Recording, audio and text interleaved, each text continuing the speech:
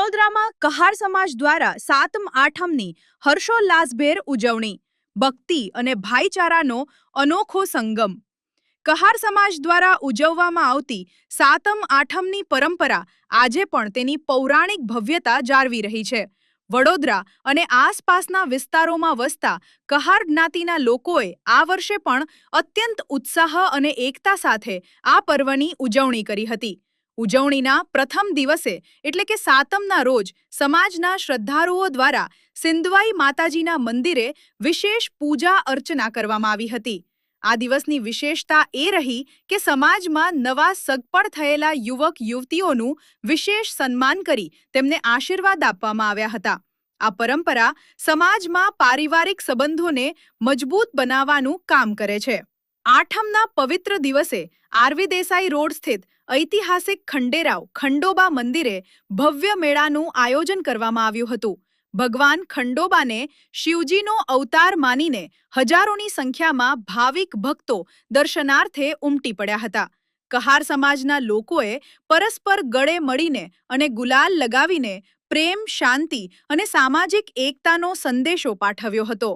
સમાજના અગ્રણીઓના મતે આ પરંપરા વર્ષોથી ચાલી આવે છે અને તેનો હેતુ નવી પેઢીને પોતાના સાંસ્કૃતિક વારસાથી પરિચિત કરાવવાનો અને સમાજમાં ભાઈચારો ટકાવી રાખવાનો છે. આ પર્વની ઉજવણી સાથે વડોદરાના સાંસ્કૃતિક ફલક પર કહાર સમાજની એકતાનો વધુ એક પુરાવો જોવા મળ્યો હતો. ખંડોબાનું મંદિર છે.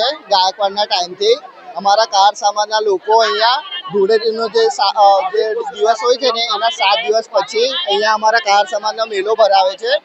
એમાં આવીને અહીંયા ખંડોદો જે ભગવાન છે એમના દર્શન કરે છે અને જે નવા જોડા જે નવા વર્ષમાં જેમનું નક્કી થયું હોય છે એ લોકોનું અહીંયા એકબીજાના હાર પહેરાવે છે અને ગુલાલ રમીને તહેવારનો ઉત્સાહ કરે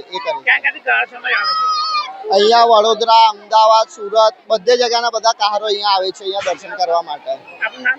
મયુર કહાર. બધાથી પહેલા જય ભારત, જય હિન્દ.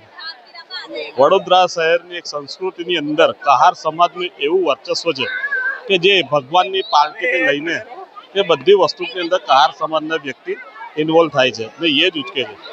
અમારા કહાર સમાજની અંદર સાતમ આઠમનો ખૂબ મહત્વ છે. જે અમારા શીતલા માતા અને ખંડોબા મંદિરનું ખૂબ મહત્વ છે. ત્યાં બાજુ નવા જોડાનું એન્ગેજમેન્ટ થાય, ત્યાં ગુલાલો અમે રમીએ, એકબીજા મળીએ અને અમે રંગથી રંગાઈએ એકબીજાથી.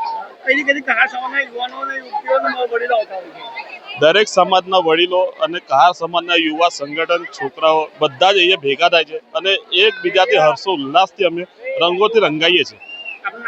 सुरेंद्र कहार. ये प्रसंग हमारे कम से कम हजारों साल से मनाया जाता है और ये गायकवाड़ महाराज की दया है. आज ये प्रसंग खंडेराव मंदिर की जगह पे हम कहार समाज बड़ी उत्साह से मना रहे हैं और हमारा ये प्रसंग कोई लग्न शादी, ब्याह शादी के अलावा और कुछ भी यहाँ कार्यक्रम करते हैं. हमारी बहन बेटी की बात लगती है. यहाँ हम हार पिलाते हैं, हार पहनाते हैं और गुलाल उड़ाते हैं. इतना उत्साह है. गुजरात के अंदर ये राजा महाराजा गायकवाड़ की दया है. आज उनके प्रताप ये मंदिर यहाँ पे स्थापित है और हम रंगो रंगन से ये उत्सव मना रहे हैं. मेरा नाम भगवान दास कहार है.